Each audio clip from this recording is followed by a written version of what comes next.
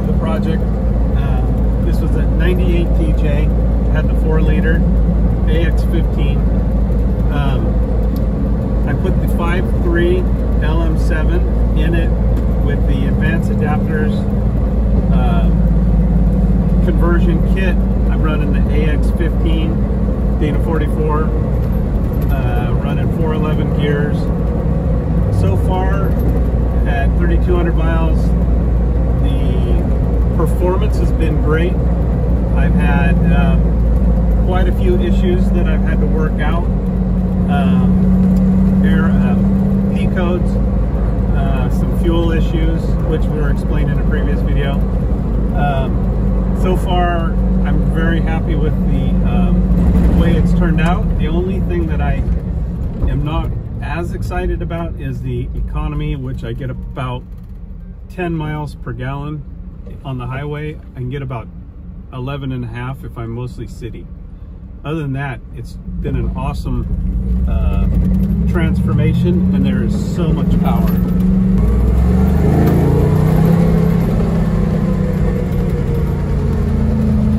People have been posting and wondering about some follow-up. So I figured the battery's charging. I just went to Moab, Utah, and did a lot of four-wheeling with this first time out with the LS swap. Found a few issues that are pretty common to LS swaps, like the oil pan. It went out.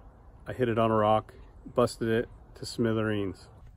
After my trip to Moab and I busted my oil pan, I went and bought a new Summit Racing 7-quart oil pan. You can see here it's only 1 inch below the bell housing. My exhaust hangs below the pan.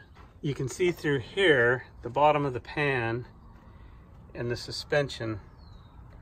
So I will still fortify this and strengthen it up, but it does hang up quite a bit higher. Then I had to relocate the oil filter. So you can see right here where it comes off the pan and then goes through here to an AN fitting and then up into the oil filter. The other side comes out of the oil filter, loops up around, and you can see the hose way up here, goes along the top side and comes back to here, and it 90s down, comes out, 90s back, and then 90s up. So there's a lot of 90s in that, but I had to get it way up behind so that it didn't get in the way of my oil filter. I still have to change the oil filter. You can see it runs back there. Anyway, then this one hugs the oil filter, the oil pan, so that it doesn't get in the way.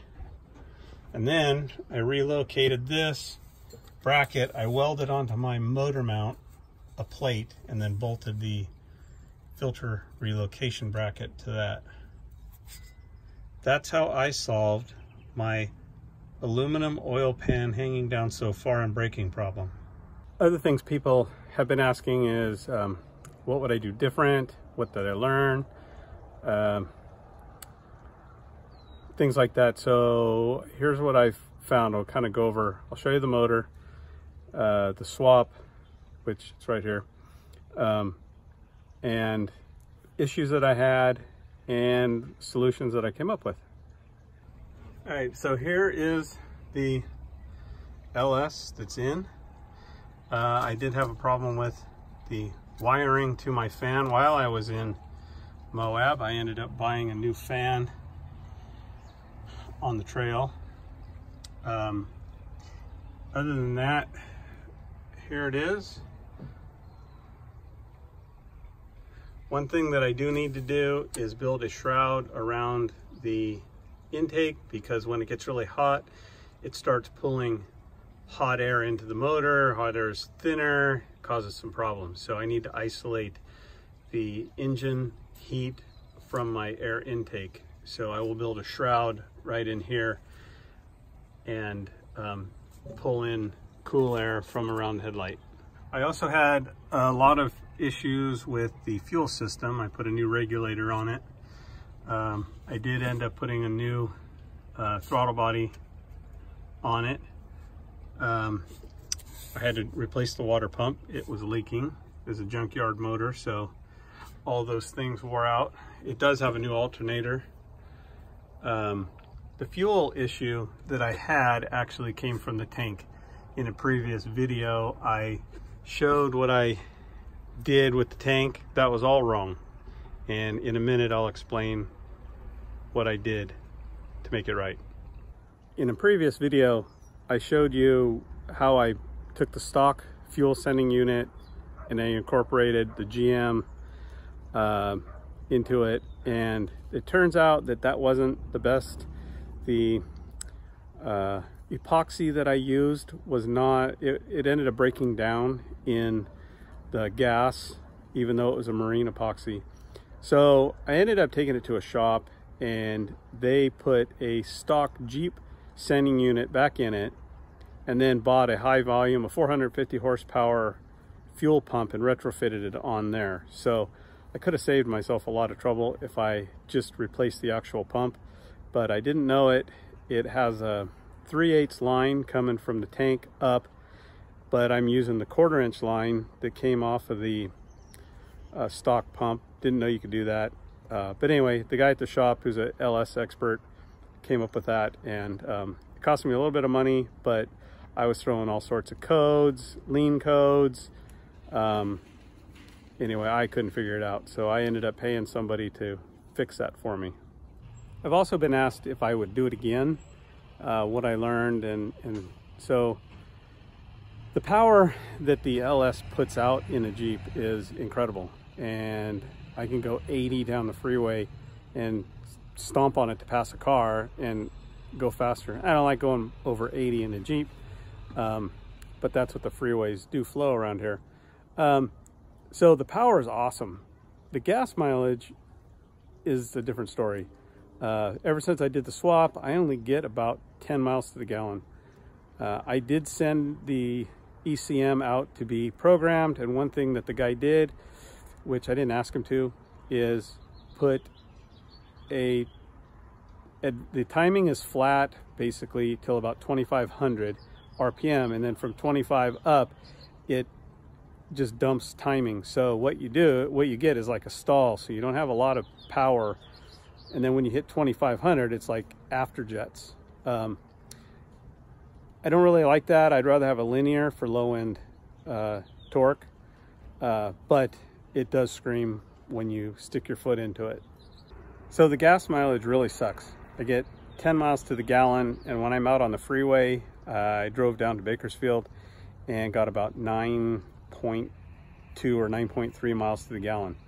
There was headwind and we were going 70, but that's terrible. When you're going out overlanding or heading out for a couple days, my range is like 100, 120 miles, and that's not good. If I was spending all this money again, I'd probably get the Cummins 2.8 and go for the torque and not the power. However, the LS is very fun to drive. One thing I would suggest when you do your LS swap, there's a lot of wires that need to be connected, and I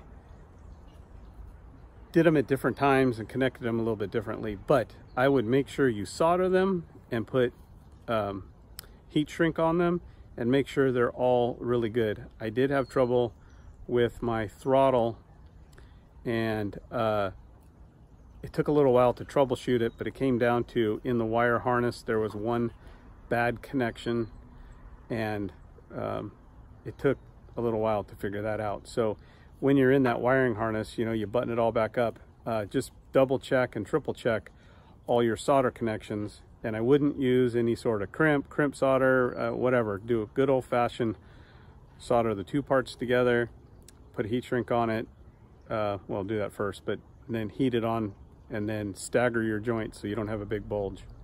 All right, so I'm down visiting my parents in California, and I decided that it'd be a perfect time for us to do a little comparison from before, when the Jeep had the 4-liter, to now with the 5.3. I know that's something that has been requested multiple times. We just haven't had really a chance to do it.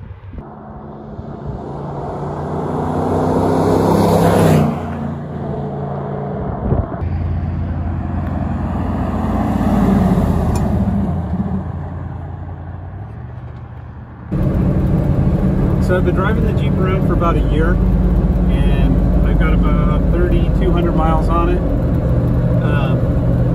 We decided today we're going to go ahead and do a test similar to what we did with the 4-liter when we started. We're going to do a 0 to 60 with the new 5.3, see how fast it is. Unfortunately, we didn't do a 0 to 60 with the 4-liter, but we'll see what it is. There's considerably more power than there was before, and so I'm excited to see what the result is going to be. And here we go.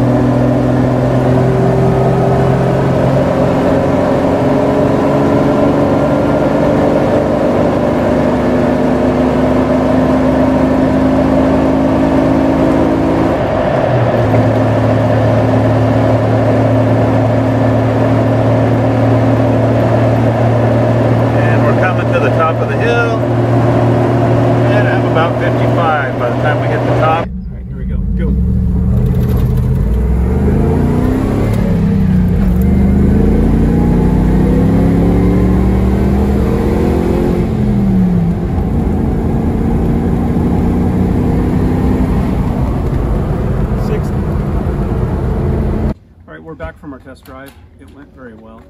You may have noticed in the video between 2 and 3 there was a hesitation. I either have synchros that are starting to go out, or I do have an issue with my clutch that may be affecting that, but it's hard to get it into 3rd and it's hard to get it into 4th. But my clutch issue, in the morning it's nice and works soft, but when it gets hot, it's really hard to push in. The Advanced Adapters kit says in the directions to mill the throwout bearing down, and I did not do that because it fit, but I think when it gets hot and expands, that might be binding it up. So I'm gonna have to take that apart and fix that this winter. And hopefully that will help the transmission shift. Otherwise, my transmission is worn out and I'm going to have to deal with that. I know it's been a while since we posted the last video. Life's been busy and I haven't had a lot of time, but coming up, the next series of upgrades, I had some overheating issues while I was on the trail, and I'm going to build a shroud. I have this 18 gauge sheet metal, and I'm going to build a shroud that goes around 100% of the radiator fins and funnels it through the fan, and hopefully that will at least bring more cool air through the radiator. And then I will also build an isolation box around the intake air filter so that it doesn't pull hot air from the engine compartment into the intake. So keep watching, and more videos will be coming, more upgrades will be coming. If you have any questions on the build that we've done so far or what we're planning on doing, go ahead and post those and we'll get to those as soon as we can. Otherwise, we'll see you in the next video.